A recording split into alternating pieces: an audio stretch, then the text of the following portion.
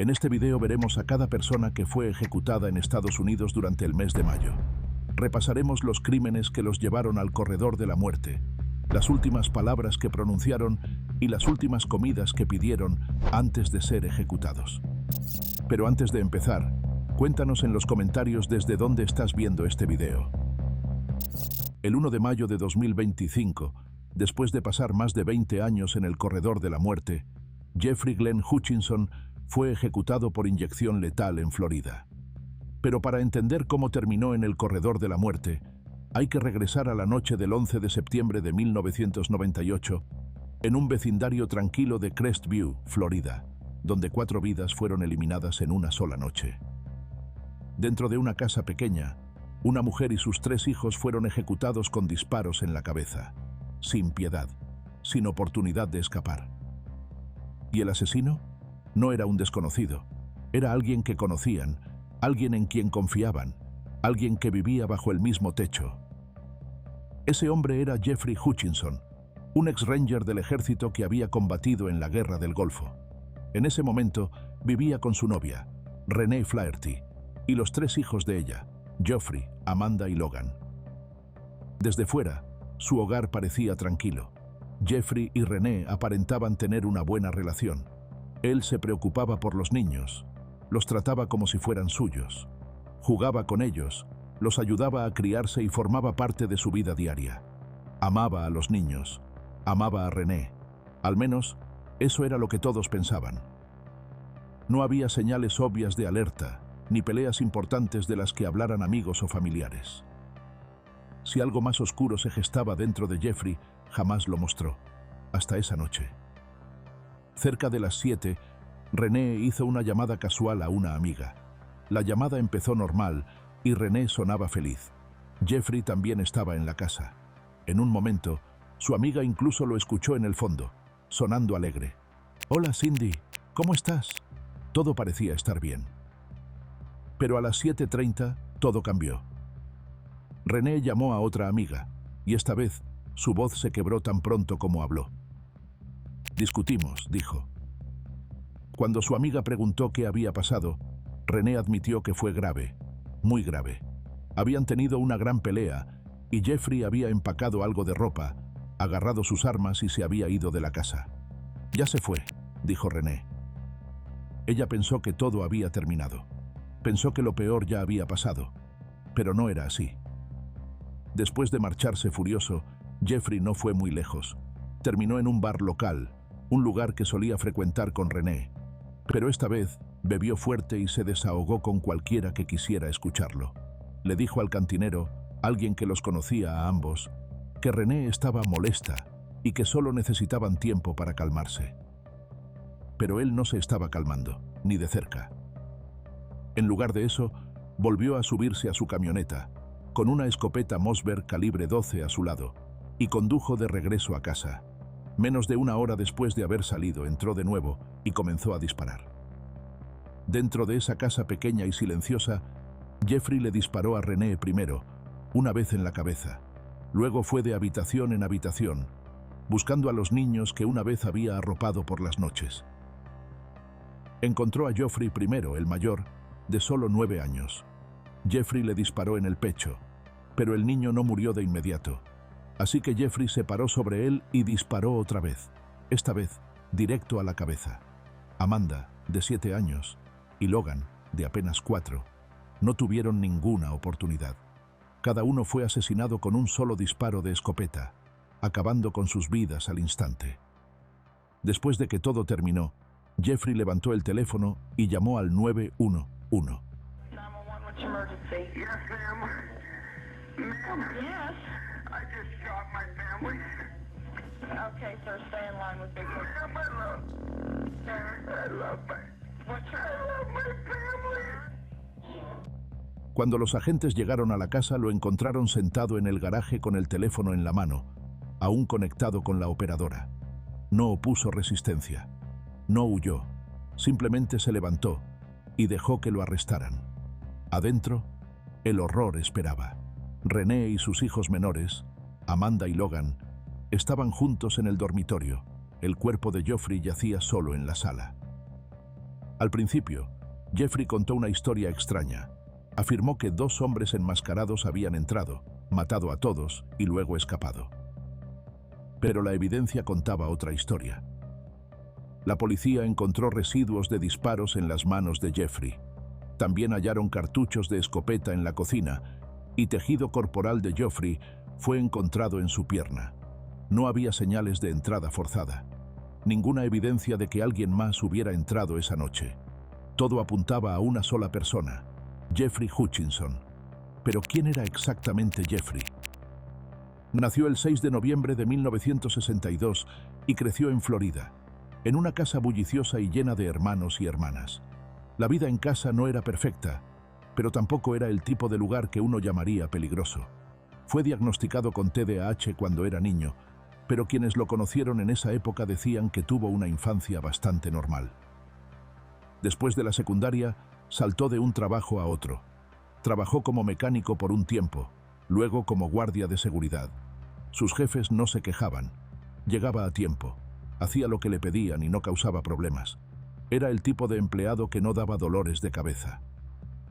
Luego se unió al ejército. Jeffrey se entrenó como paracaidista y más tarde se ganó un lugar como ranger del ejército. Luchó en el extranjero durante la Guerra del Golfo, incluyendo en la Operación Tormenta del Desierto en 1991. Pero cuando volvió a casa, algo había cambiado. Su familia lo notó antes de que dijera una sola palabra. Estaba más irritable, más callado, no podía dormir. Y cuando el sueño no llegaba, llegaba el alcohol. El ejército lo dio de baja honorablemente, pero la vida civil no curó nada. Su primer matrimonio terminó en divorcio, y el segundo tampoco duró mucho. Los demonios que trajo de la guerra nunca logró dejarlos atrás, y con el tiempo, todo empeoró. Entonces conoció a Renee Flaherty, una madre soltera de 32 años que hacía todo lo posible por darles una buena vida a sus hijos. Trabajaba duro y mantenía su vida en orden. Tras pasar un tiempo juntos, se mudaron de Washington a Florida. Durante aproximadamente 1 año y medio, todo parecía marchar bien. Pero bajo la superficie, algo dentro de Jeffrey se estaba resquebrajando, y esa noche de septiembre se rompió por completo. Después de los asesinatos, la historia de Jeffrey seguía cambiando. Al principio dijo que había estado borracho y que se había desmayado. Más tarde, afirmó que fue un crimen pasional, no algo que hubiera planeado. El juicio comenzó a principios de 2001 y su equipo de defensa intentó todo lo que tenía a su alcance: trauma de guerra, abuso de alcohol, enfermedad mental. Llamaron a expertos que dijeron que Jeffrey era bipolar, que su mente no estaba bien y que no estaba completamente en control cuando apretó el gatillo. Pero el jurado no lo creyó. El juez escribió más tarde que no había ninguna correlación entre los asesinatos de estas víctimas y el diagnóstico del acusado sobre la enfermedad relacionada con la Guerra del Golfo. Por mucho que Jeffrey hubiera sufrido, eso no explicaba lo que les hizo a Renee y a sus hijos. Y después de 9 días de testimonio, lo declararon culpable de los 4 asesinatos. Durante la sentencia, el juez le impuso cadena perpetua por el asesinato de Renee. Dijo que el servicio militar de Jeffrey y su falta de antecedentes penales pesaban a su favor, al menos un poco. Pero cuando se trató de los niños, el juez no se contuvo. Debido a lo jóvenes e indefensos que eran, el castigo debía reflejar el horror del crimen. Jeffrey recibió 3 sentencias de muerte, una por cada niño que asesinó. Fue trasladado al corredor de la muerte en Florida, donde permaneció año tras año, apelación tras apelación. Jeffrey alegó que no había recibido un juicio justo, que la pena de muerte no era apropiada en su caso, que su salud mental no había sido considerada completamente. Pero cada tribunal que revisó su caso dijo lo mismo: merecía morir por lo que hizo. Luego, en 2025, el gobernador de Florida firmó la orden de ejecución, sellando el destino de Jeffrey de forma definitiva. Pasó 26 años en el corredor de la muerte. La ejecución de Jeffrey fue programada para el 1 de mayo de 2025. Se convirtió en la 4ª persona ejecutada en Florida ese año. Para su última comida, pidió salmón, maji-maji, espárragos, papa al horno y té helado. Ese día recibió a 3 visitantes, entre ellos su hermana y un consejero espiritual. Esa noche, fue conducido a la cámara de ejecución y sujetado a la camilla. Cuando se le preguntó si tenía últimas palabras, no dijo nada. Pero mientras el procedimiento comenzaba, los testigos vieron que movía los labios, de forma suave, casi inaudible, como si hablara consigo mismo o susurrara una oración. El Estado eligió la inyección letal como método de ejecución. Sus piernas temblaron de forma intermitente y pareció tener espasmos corporales durante varios minutos antes de quedarse inmóvil. El proceso duró un poco más de 15 minutos. Fue declarado muerto a las 8:15. Jeffrey Hutchinson tenía 62 años. 2 semanas después, la siguiente ejecución programada atrajo mucha más atención. Esta vez fue en Florida, y el hombre en el centro de todo era el asesino en serie Glenn Rogers. Glenn Rogers tenía muchos nombres. Para algunos, era el asesino Casanova. Para otros, el asesino de carretera. No era solo otro nombre en la lista del corredor de la muerte. En una ocasión, afirmó haber cometido más de 70 asesinatos. Pero mucho antes de las salas de juicio y las fotos policiales, Glenn era solo un niño de Hamilton, Ohio. Y ahí comenzó la historia. Nacido el 15 de julio de 1962, Glenn fue uno de 7 hermanos criados en un hogar que apenas podía contener el caos. Su padre trabajaba en una fábrica de papel y su madre pelirroja gobernaba la casa con mano dura. Glenn era inteligente a su manera, pero nunca lograba asentarse. Fue expulsado de la escuela a los 16 años y a los 17 ya estaba casado con una niña de 14 a la que había dejado embarazada. Tuvieron 2 hijos juntos, pero el matrimonio no duró. Su esposa lo acusó de abuso y pidió el divorcio. A partir de ahí, las cosas empeoraron. Glenn vagaba, bebía, peleaba y robaba.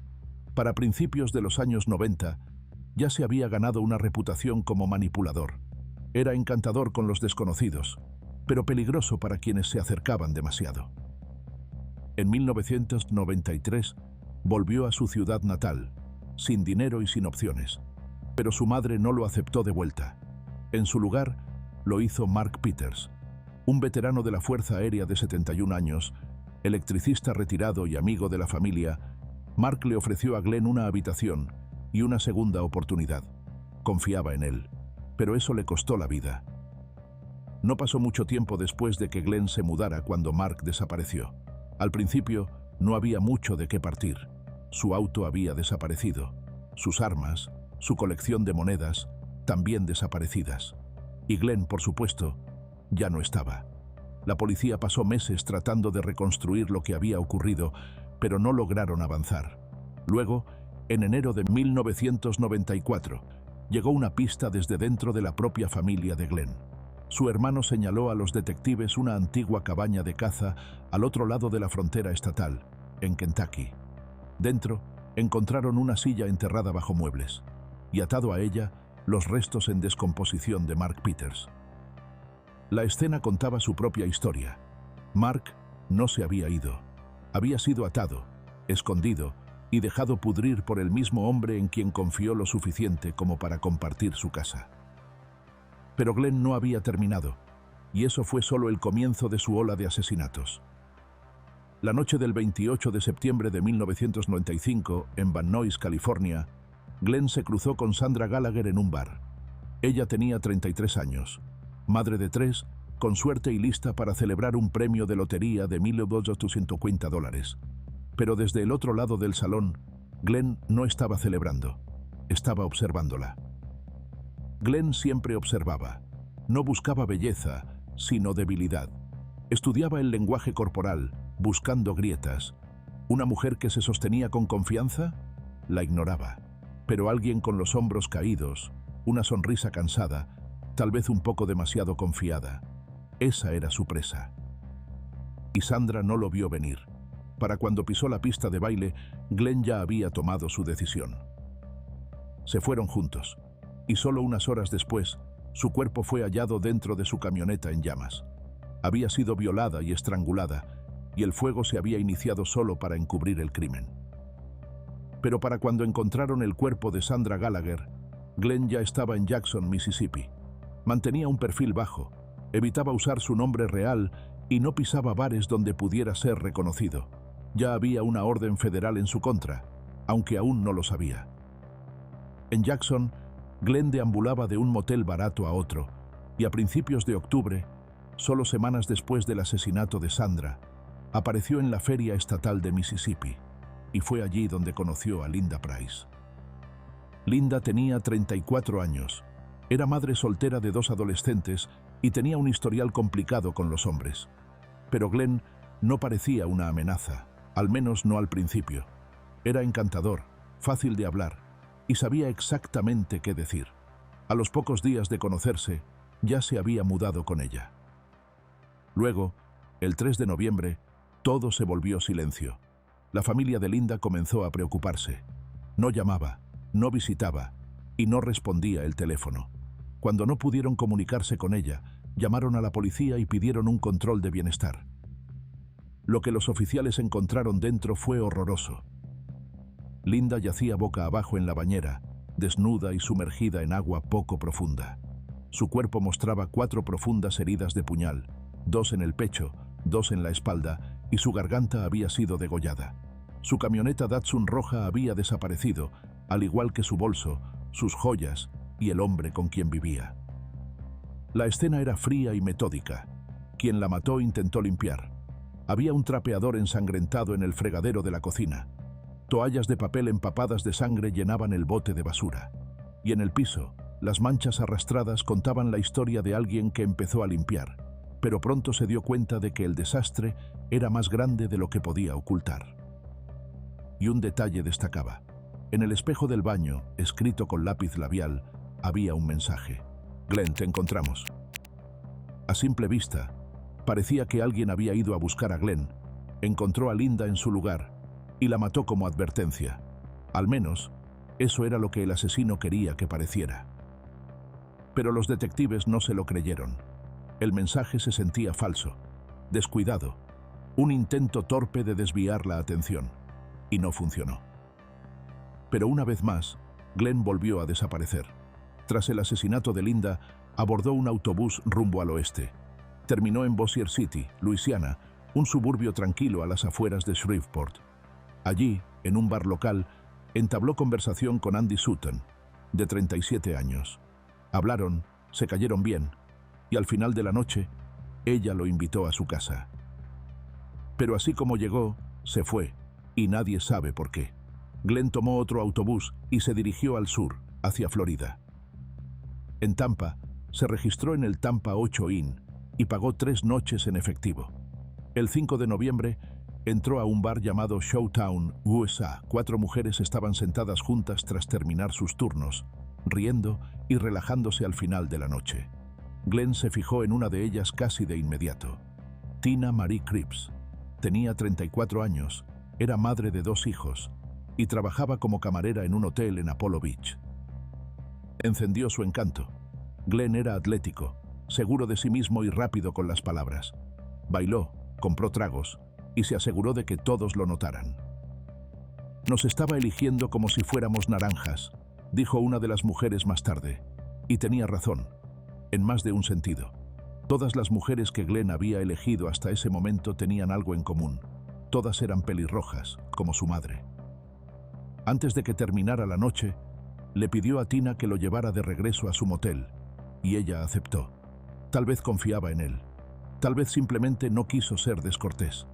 Pidió una última bebida, se volvió hacia sus amigas y dijo que regresaría en 10 minutos. Pero nunca regresó. 2 días después de su desaparición, la policía encontró el cuerpo de Tina en la habitación 109 del Tampa 8 Inn. Estaba boca abajo en la bañera, con sangre salpicando los azulejos. Alguien la había apuñalado múltiples veces, tanto por delante como por detrás. Como en los otros casos, su cuerpo había sido lavado. Su bolso, su anillo de diamantes y su reloj de oro habían desaparecido. Testigos recordaron haberla visto con un hombre, Glenn Rogers, y un empleado dijo que Glenn salió solo de la habitación, les dijo que no la limpiaran todavía, y dejó colgado el letrero de no molestar en la puerta. Luego desapareció, conduciendo el Ford Festiva blanco de Tina. Pero su rastro no era tan limpio como creía. Investigadores en varios estados empezaron a unir los puntos: California, Mississippi y ahora Florida. El mismo patrón, el mismo hombre. El programa America's Most Wanted transmitió un segmento con su rostro, y periódicos de todo el país difundieron la historia. Detectives recorrieron los sitios de ferias alrededor de Tampa, esperando que alguno de los trabajadores lo hubiera visto. Pero durante un tiempo, Glenn logró mantenerse un paso adelante. Volvió a Luisiana, volvió con Andy Sutton. Ella lo había extrañado, y cuando apareció de nuevo, lo recibió sin dudar. Salieron a beber, pasaron de un bar a otro, riendo como si nada hubiera pasado. La gente recordaba lo bien que la trataba. Sonreía, hacía bromas, se integraba con facilidad. Nadie sospechaba lo que vendría. Eso cambió la mañana del 9 de noviembre, cuando la compañera de piso de Andy regresó a casa y se encontró con una pesadilla. Andy yacía sobre un colchón de agua con fugas, empapado en sangre. Las heridas eran brutales. Su pecho había sido desgarrado con una cuchilla grande, y la autopsia reveló otras 6 puñaladas en la espalda. Y una vez más, Glenn había desaparecido. Había esperado hasta que la compañera se quedara dormida en el sofá antes de actuar. Ella no escuchó nada, solo notó que su bolso había desaparecido cuando despertó. Pero afuera, los vecinos vieron a Glenn cargando cosas en un auto, el mismo vehículo que había robado de su última víctima en Florida. Y en cuestión de horas, Luisiana se unió a la lista creciente de estados que buscaban a Glenn Rogers. Ese mismo día, el 9 de noviembre de 1995, la policía finalmente lo localizó en Kentucky. Aún conducía el Ford Festiva blanco de Tina, probablemente buscando a su próxima víctima. Pero cuando la policía intentó detenerlo, huyó. Lo que siguió fue una persecución de 13 millas por la autopista hasta que un patrullero finalmente embistió su vehículo y lo sacó de la carretera. Glenn fue sacado del coche a la fuerza y arrestado. Su huida había terminado. En 1997 fue juzgado por el asesinato de Tina en Florida y sentenciado a muerte. 2 años después, California lo llevó a juicio por el asesinato de Sandra. El resultado fue el mismo: otra condena a muerte. Y con eso, Glenn Rogers se convirtió en uno de los pocos hombres en la historia de Estados Unidos en enfrentar condenas de muerte en 2 estados diferentes. Pero la historia de Glenn no terminó ahí, al menos según él. En 2012, se emitió un documental en televisión por cable. En él, Glenn afirmó que él fue quien cometió los asesinatos de Nicole Brown Simpson y Ron Goldman en 1994. Dijo que O.J. Simpson lo había contratado para irrumpir en la casa de Nicole y robar joyas. Según Glenn, O.J. le dijo: «Puede que tengas que matar a la perra». Su hermano Clay respaldó parte de la historia diciendo que Glenn había hablado de trabajar para Nicole en 1994. También afirmó que Glenn la había amenazado y que luego confesó haberla matado. Pero la policía no lo creyó. El Departamento de Policía de Los Ángeles mantuvo su postura, emitiendo un comunicado en el que aseguraban tener plena confianza en el caso que construyeron años atrás. El padre de Ron Goldman dijo lo mismo: «La abrumadora evidencia demostró que una, y solo una persona, asesinó a Nicole y Ron. Esa persona es O.J. Simpson». En cuanto a Glenn, la verdad es difícil de precisar. Afirmó haber matado a más de 70 personas. Pero ¿cuántas de esas muertes fueron reales y cuántas fueron invención para llamar la atención? Sigue siendo un misterio. Pero una cosa era segura: su tiempo se había acabado. El 15 de mayo de 2025, después de pasar 28 años en el corredor de la muerte, Glenn Rogers fue ejecutado. Esa mañana, Glenn se despertó a las 3:45. Para su última comida, pidió una pizza, pastel de chocolate y un refresco. También recibió una última visita, la de su esposa. Más tarde ese mismo día, fue atado a la camilla. Cuando le preguntaron si tenía unas últimas palabras, Glenn miró hacia los testigos y habló directamente a quienes amaba: su esposa, sus hermanos, sus hijos, sus nietos y un amigo cercano que lo había ayudado con sus apelaciones finales. Luego, dirigiéndose a las familias de las víctimas, dijo: Sé que tienen muchas preguntas que necesitan respuestas. Les prometo que en un futuro cercano esas preguntas serán respondidas y espero que, de alguna manera, eso les brinde algo de cierre, dijo. Presidente Trump, siga haciendo grande a Estados Unidos.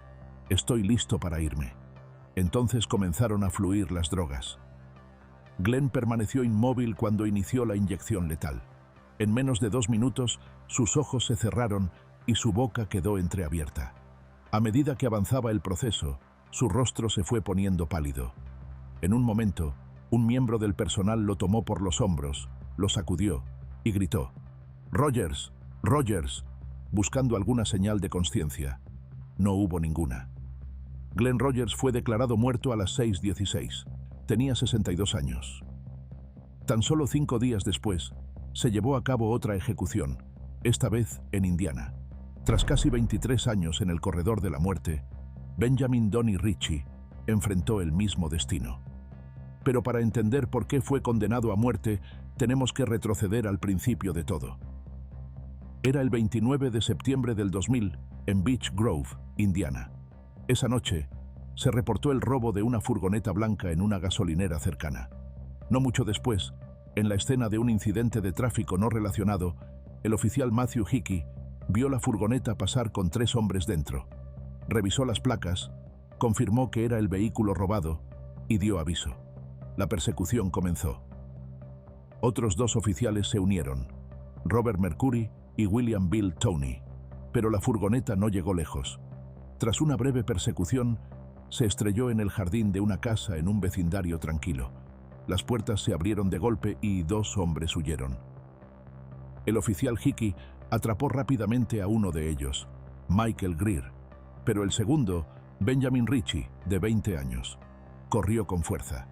El oficial Bill Toney lo siguió, cruzando patios, saltando cercas y esquivando columpios, con Bill justo detrás. Entonces, de repente, Benjamin sacó algo. Se volteó, sacó una Glock de 9 milímetros y disparó 5 veces. Bill llevaba chaleco antibalas, pero una bala lo alcanzó justo encima del chaleco, en el pecho. Alcanzó a disparar una vez, pero sus piernas fallaron. Cayó al césped. Su arma de servicio se deslizó de su mano. El oficial Toney murió allí mismo, en ese jardín, a solo un día de cumplir 32 años. Dejó una esposa y 2 hijas pequeñas. Solo llevaba 2 años como policía.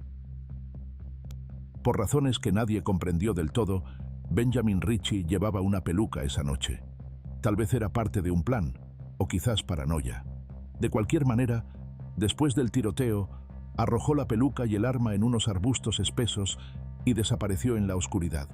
De alguna manera, esquivó el cerco policial y llegó a casa de un amigo, libre, al menos por el momento.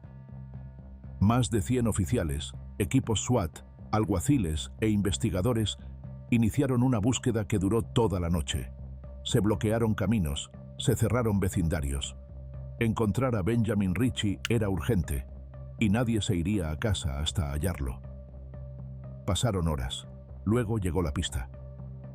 Alguien hizo una llamada anónima que llevó a los agentes directamente a una casa. Cuando llegaron esa mañana, Benjamin estaba adentro.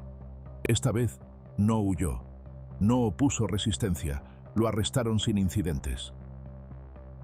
La casa pertenecía a Michael Moody, el tercer hombre de la furgoneta robada. También fue arrestado.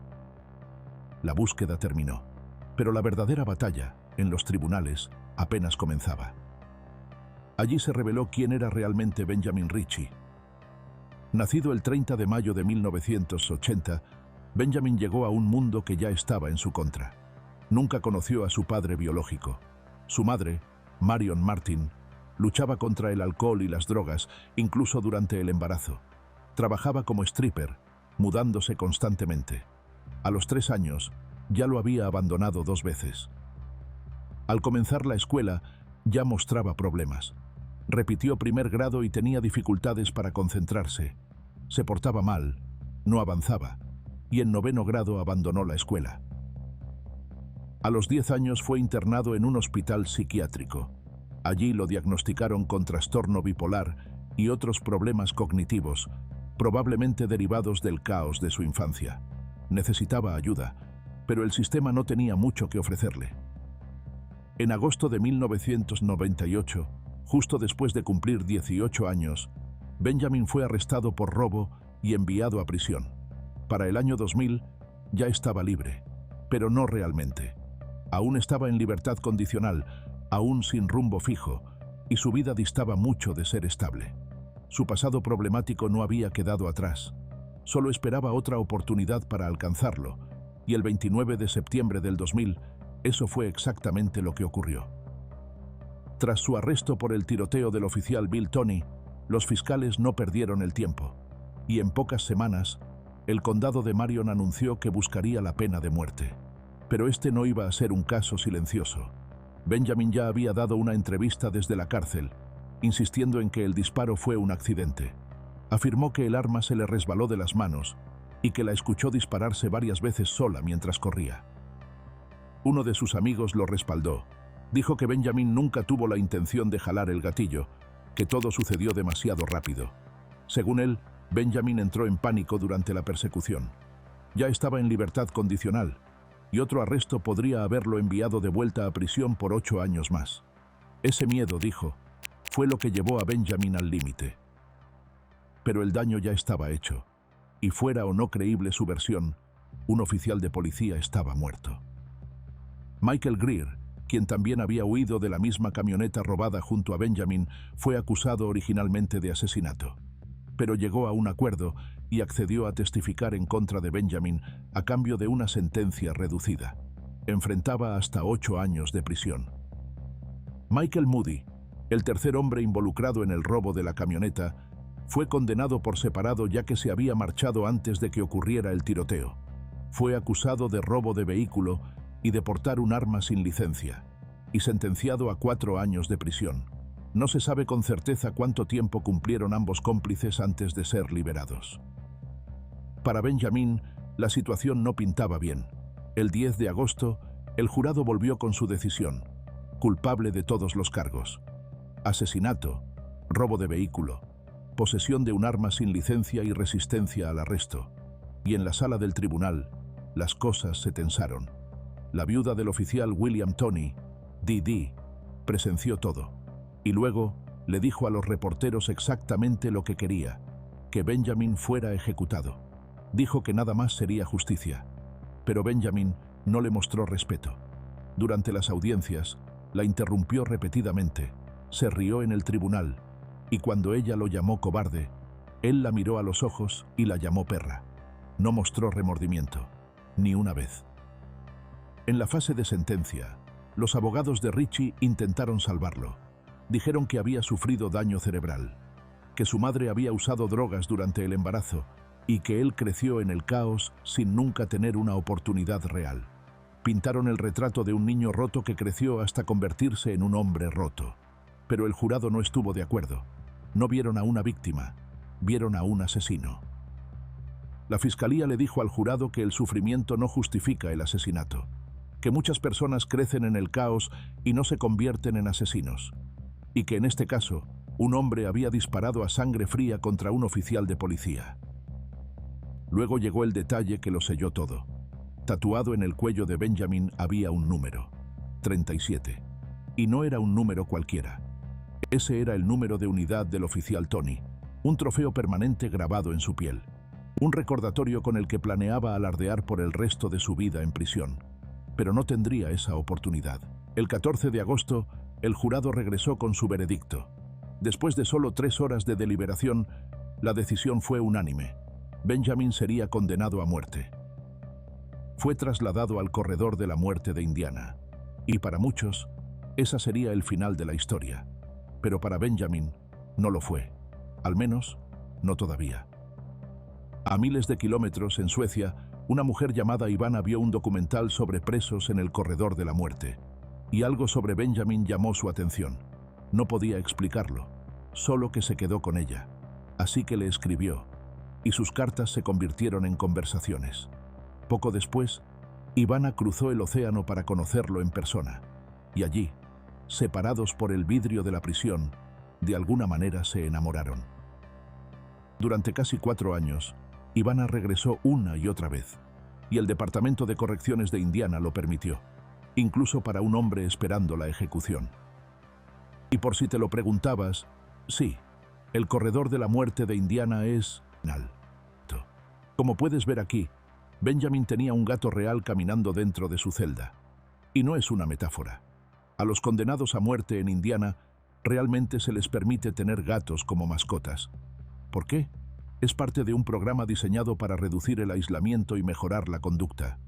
En fin, durante años, Benjamin apeló, una y otra vez.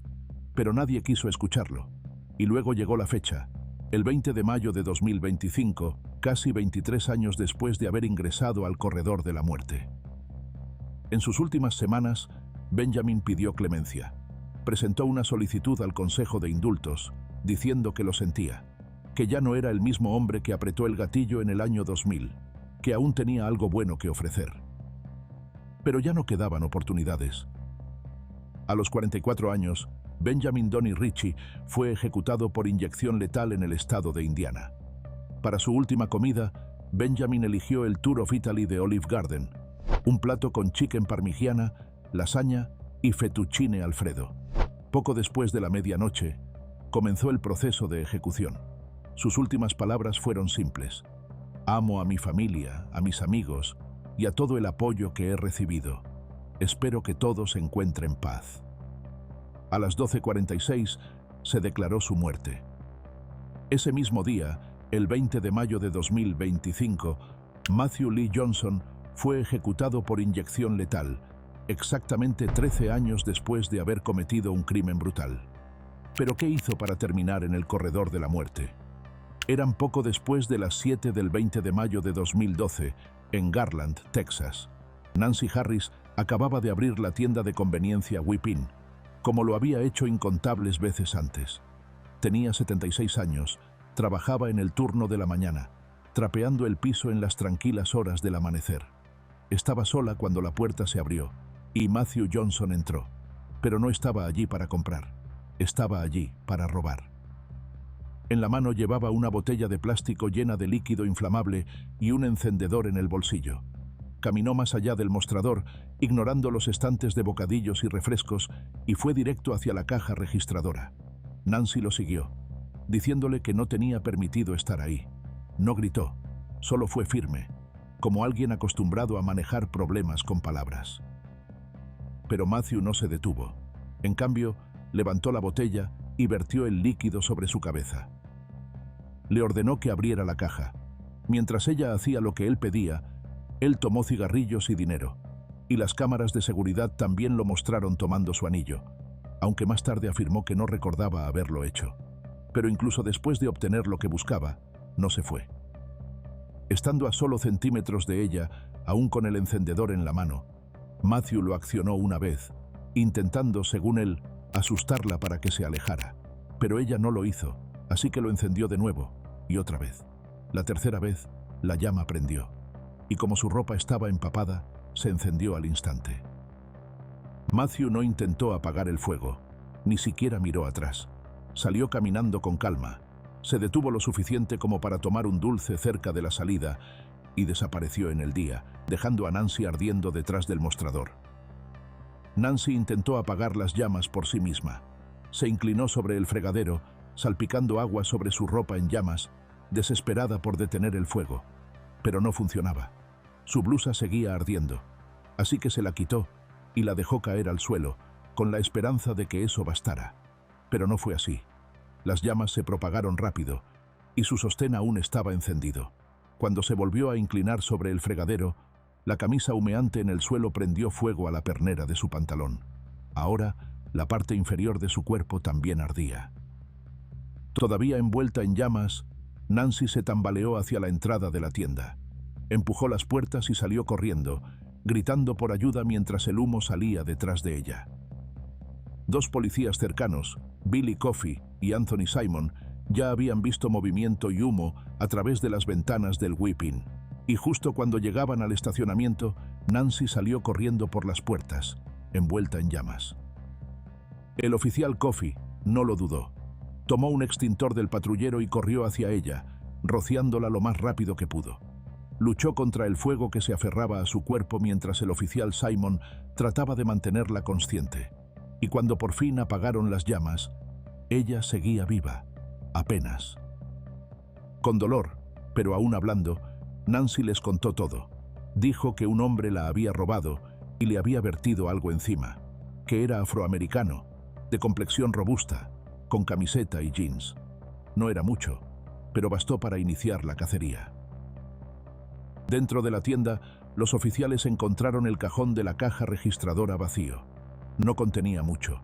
Aproximadamente $80 en billetes y monedas, según el gerente de la tienda. Eso fue lo que Matthew cambió por una vida. Un puñado de billetes, una cajetilla de cigarrillos y un dulce. El bombero y paramédico William Cruz llegó poco después. Un oficial le hizo señas urgentemente, señalando a la mujer tendida en el suelo frente a la tienda. William no necesitó preguntar qué había pasado. Era obvio. La cara, los hombros, brazos, abdomen y piernas de Nancy estaban cubiertos de quemaduras, algunas tan profundas que habían destruido todas las capas de su piel. Seguía consciente, pero apenas podía sostenerse. Mientras la atendía, ella repetía las mismas palabras, casi en un susurro. «Ayúdenme, ayúdenme, ayúdenme». Y otra vez, «Ayúdenme, por favor». Había pánico en su voz. No solo miedo, sino entendimiento. Nancy sabía exactamente qué tan grave era. Al mismo tiempo, Matthew seguía huyendo. Saltó cercas, tiró su camiseta en un basurero, robó una bicicleta del porche de alguien y desapareció por el vecindario. En el camino, se fumó otro cigarrillo robado, se escondió entre arbustos y peleó con un hombre que intentó detenerlo. Aproximadamente una hora después del ataque, un oficial lo divisó y tras una breve persecución a pie, finalmente fue arrestado. En sus bolsillos encontraron el anillo de Nancy y aproximadamente $76 en efectivo. En la estación, Matthew confesó. Admitió todo: el robo a la tienda, el robo de los cigarrillos, el incendio.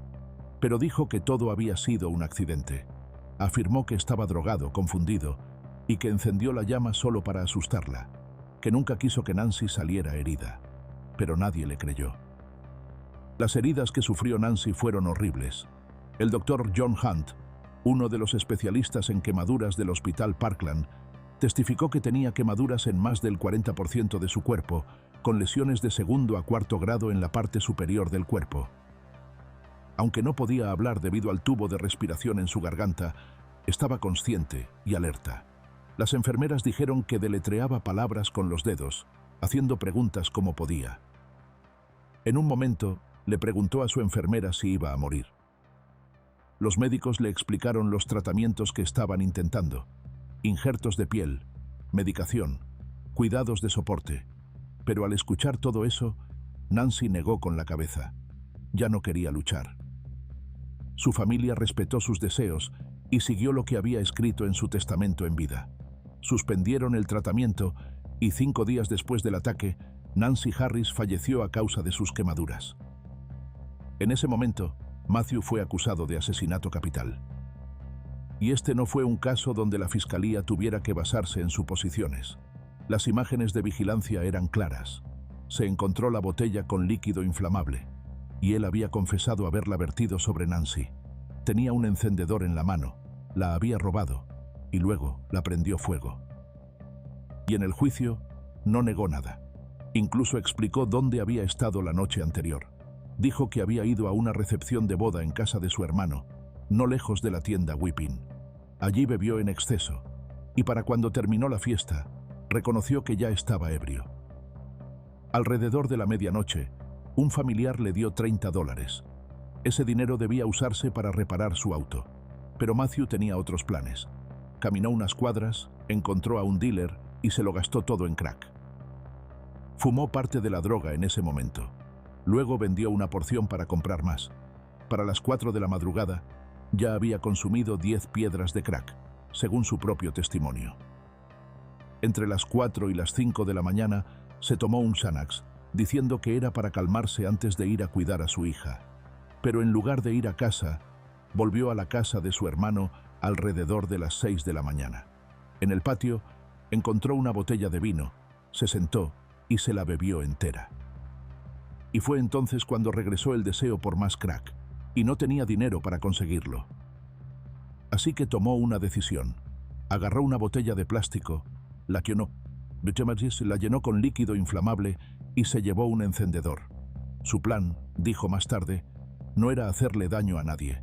Solo quería asustar a alguien, verter un poco de líquido, encender una llama, hacer que se pusieran nerviosos y entregaran el dinero, luego marcharse.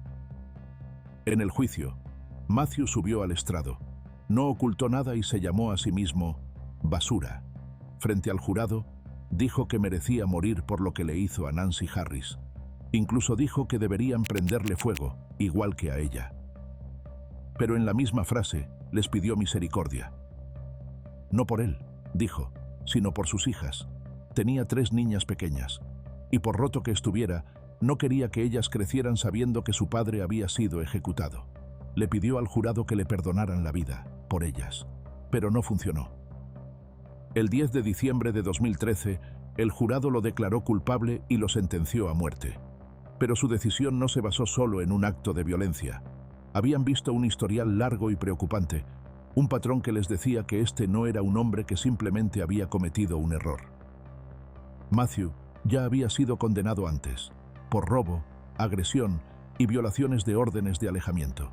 Había robado un coche con violencia, amenazado con quitarle el arma a un policía, prendido fuego a la alfombra de su novia, e incluso se había exhibido desnudo frente a una empleada de hotel mientras le agarraba la mano. Y la prisión no lo cambió. Si acaso, confirmó que el jurado tenía razón. Agredió a su compañero de celda con tanta violencia que el hombre necesitó 9 grapas en la cabeza. En otra ocasión, se paró completamente desnudo en la entrada de su celda, masturbándose mientras miraba fijamente a una guardia femenina. Para el jurado, Matthew no solo era violento, era peligroso, y siempre lo sería. Sus abogados intentaron todo después del juicio. Argumentaron que había sido abusado en la infancia, que la adicción a las drogas había destrozado su capacidad de razonar, que estaba tan drogado aquella mañana que no comprendía del todo lo que estaba haciendo. Pero apelación tras apelación fracasaron. Nada cambió el resultado. Y luego llegó la fecha.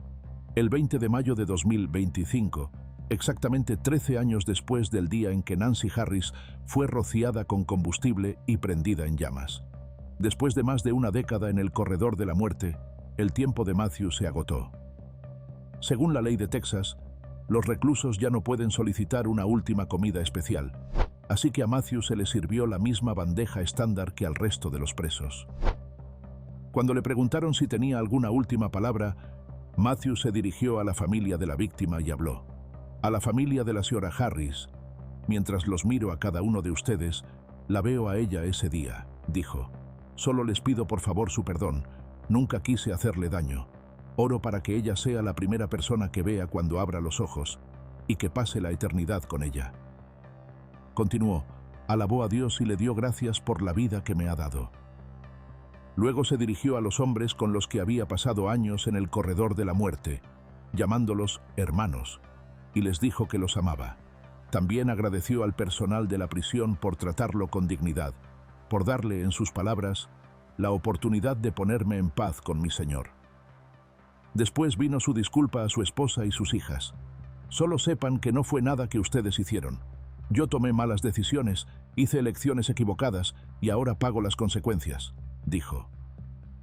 Terminó con una oración de agradecimiento. Le agradezco al Señor por estos últimos 13 años. Me ha dado la oportunidad de pedir su perdón y le doy gracias por su redención, dijo. Recíbeme, Padre. Gracias a cada uno de ustedes por estar aquí. He terminado, alcaide. Matthew recibió una inyección letal poco después de las 6, en la unidad de Huntsville. Jadeó varias veces. Luego comenzó a hacer sonidos bajos, como ronquidos. En menos de un minuto, todo movimiento se detuvo. Fue declarado muerto a las 6:53. Matthew Lee Johnson tenía 49 años. La siguiente ejecución fue programada apenas 2 días después, esta vez en Tennessee. Retrocedamos y veamos cómo se desarrolló este caso. Pasaban apenas las 11:20 del domingo 1 de octubre de 1989, cuando una llamada al 911 llegó al Departamento de Policía Metropolitana de Nashville.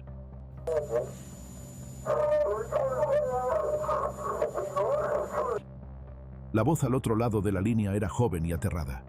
¡Ayuda!, gritó un niño, identificado después como Jason Burnett, de 13 años. Al fondo, la voz de su hermano mayor, Chad, gritaba con pánico. ¡Frank! ¡No! ¡Dios! ¡Ayúdame! Y luego, silencio. Jason logró decir una última cosa antes de que se cortara la llamada. 324 Lutie Street. Luego la línea se desconectó. Los oficiales fueron enviados de inmediato y solo 5 minutos después llegaron al tranquilo vecindario de Woodbine. Pero cuando tocaron la puerta de la casa número 324, nadie respondió. Desde afuera, nada parecía fuera de lugar. Las luces estaban apagadas y todo parecía en calma. Así que se marcharon, asumiendo que era una falsa alarma. Pero dentro de esa casa, el horror los estaba esperando, y no sería descubierto hasta la tarde siguiente. A las 3 del día siguiente, los oficiales regresaron, y esta vez entraron. Lo que encontraron fue devastador. 3 cuerpos: Judy Roberts Smith y sus 2 hijos, Chad Burnett, de 16 años, y Jason Burnett, de 13. La escena en la cocina era un caos total. Muebles volcados y sangre manchando el suelo y las paredes. El cuerpo de Chad yacía boca arriba sobre el azulejo. El teléfono había sido arrancado de la pared, lo que explicaba por qué la llamada al 911 se cortó tan de repente. Cerca, los investigadores encontraron un punzón, una herramienta metálica afilada normalmente usada para perforar cuero o madera. Esa herramienta se había convertido en un arma. A Chad le dispararon 3 veces, una en el hombro, una en el pecho y una justo sobre el ojo izquierdo. Las 2 últimas se realizaron a quemarropa y fueron las que lo mataron. Pero eso no fue todo. Su cuerpo mostraba signos de una lucha brutal. Fue apuñalado múltiples veces, en el pecho, la espalda y el abdomen. Le cortaron el cuello y sus manos estaban desgarradas con heridas defensivas. Peleó, pero no fue suficiente. En el dormitorio del frente, Judy fue encontrada boca arriba, con salpicaduras de sangre en la pared junto a la cama. También le habían disparado, en el brazo y en el cuello. Ese segundo disparo se hizo desde cerca, apenas a 2 pies de distancia, y le destrozó la columna. Quedó paralizada al instante, y la muerte llegó poco después. Pero el asesino no terminó ahí. También le cortaron el cuello y, al igual que Chad, la apuñalaron múltiples veces, con un cuchillo y lo que parecía ser el mismo punzón. El cuerpo de Jason fue encontrado cerca del pie de la cama. No le dispararon, pero las heridas eran igual de brutales. Cortes defensivos cubrían sus manos, le cortaron el cuello y fue apuñalado en el pecho y el abdomen. 2 de esas heridas perforaron venas principales. Lo encontraron con las manos sobre su intestino delgado, que sobresalía de su abdomen. Según el médico forense, Jason se desangró lentamente y tardó minutos en morir. Cuando la policía regresó a la casa, las 3 víctimas llevaban al menos 12 horas muertas, y la escena dentro era pura devastación. No había señales de entrada forzada, pero la puerta trasera estaba abierta. Dentro de la casa, una pata de la mesa de la cocina había sido arrancada completamente y se encontró un casquillo de bala calibre 22 en la sala. Había agujeros de bala en las paredes del dormitorio y también en la sala. Los expertos en balística confirmaron después que las balas extraídas de los cuerpos de Judy y Chad provenían de la misma arma. Un rastro de sangre conducía desde la sala, por el pasillo, hasta la cocina. Pero lo que lo hacía aún más perturbador era lo que se había dejado atrás y lo que no. El arma de fuego y el cuchillo no estaban, pero en el dormitorio encontraron otro objeto, un punzón cubierto de sangre dejado junto a la cama. Y también había una huella palmar ensangrentada en la sábana al lado del cuerpo de Judy. Lo que más llamó la atención no fue solo la sangre, fue la forma. La huella tenía 2 dedos faltantes, y ese detalle los llevó en una sola dirección. Oscar Franklin Smith, el esposo separado de Judy, un hombre que había perdido esos mismos 2 dedos años antes en un accidente laboral. Pero ¿quién era realmente el hombre conocido como Frank y por qué haría esto? Frank era uno de 7 hermanos, nacido en Ohio, hijo de Oscar Earl y Florence Smith. En algún momento durante su niñez, la familia se mudó al sur, al condado de Robertson, aproximadamente a 30 millas al norte de Nashville. No fue una vida lujosa, pero eventualmente consiguió trabajo estable con una empresa de mantenimiento en La Verne. Ahí fue donde su vida se cruzó con la de Judith Lynn Roberts, una mesera de Waffle House que tenía 2 hijos de un matrimonio anterior, Chad y Jason. Frank también tenía hijos propios. Laura, de 18 años, y Merle, de 15, ambos vivían con sus abuelos en Pleasant View, no muy lejos. Frank y Judy se casaron en 1985 y un año después tuvieron gemelos, Chris y Casey. Parecía un nuevo comienzo, una familia ensamblada intentando salir adelante. Pero cualquier paz que hubo no duró mucho. Porque solo unos años después, esa misma casa en Lutie Street se convertiría en la escena de uno de los crímenes más brutales en la historia de Nashville. Para junio de 1989, el matrimonio se había derrumbado. El divorcio estaba en marcha y la pelea por la custodia de los gemelos se había vuelto amarga. A Judy le habían otorgado la custodia temporal, mientras que Frank veía a los niños cada 2 fines de semana. Pero detrás de los trámites legales, algo más oscuro se estaba gestando. Judy, Chad y Jason le habían confesado a varias personas que tenían miedo de Frank, y con razón. Ese verano, el peligro se volvió real. Durante una visita a la casa rodante de Frank, ubicada en la propiedad de su familia en Pleasant View, todo se tornó violento. Le mordió la espalda a Jason y le apuntó con un arma en la cabeza. Luego echó a Judy y a los chicos mayores, amenazándola. No toques el coche, no te lleves a los gemelos y no llames a la policía, o te mato. Pero no se detuvo ahí. En agosto, cuando Judy regresó para recoger sus cosas, Frank la atacó de nuevo. La ató, la violó, le puso un cuchillo en el cuello y le dijo que iba a morir. Para el momento de los asesinatos, ya había órdenes de arresto activas contra él por agresión agravada. Pero la violencia no se detuvo, escaló. Comenzó a llamarla constantemente, a su casa y a su trabajo. Sus compañeros de trabajo escucharon las amenazas. Uno de ellos lo recordó con claridad. Frank dijo que la iba a disparar, dijo que la iba a apuñalar, y también dijo que mataría a Chad y a Jason, porque según él, Judy los trataba mejor que a sus propios hijos. En las últimas semanas antes de los asesinatos, las amenazas se volvieron aún más frías. Un día, mientras recogía a los gemelos, Frank miró al padre de Judy a los ojos y le dijo: «Dile a Judy que he estado jugando con ella con guantes de seda, pero ahora los guantes se van». Y lo decía en serio. En otra ocasión fue aún más claro.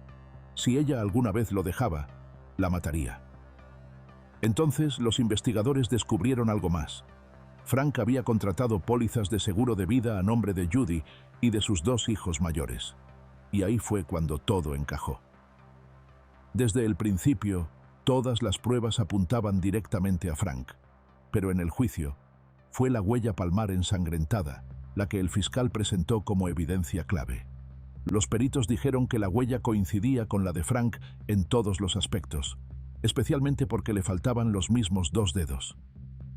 Años después, un experto en huellas contratado por la defensa de Frank desafió ese análisis. Afirmó que el trabajo forense original había sido apresurado y defectuoso.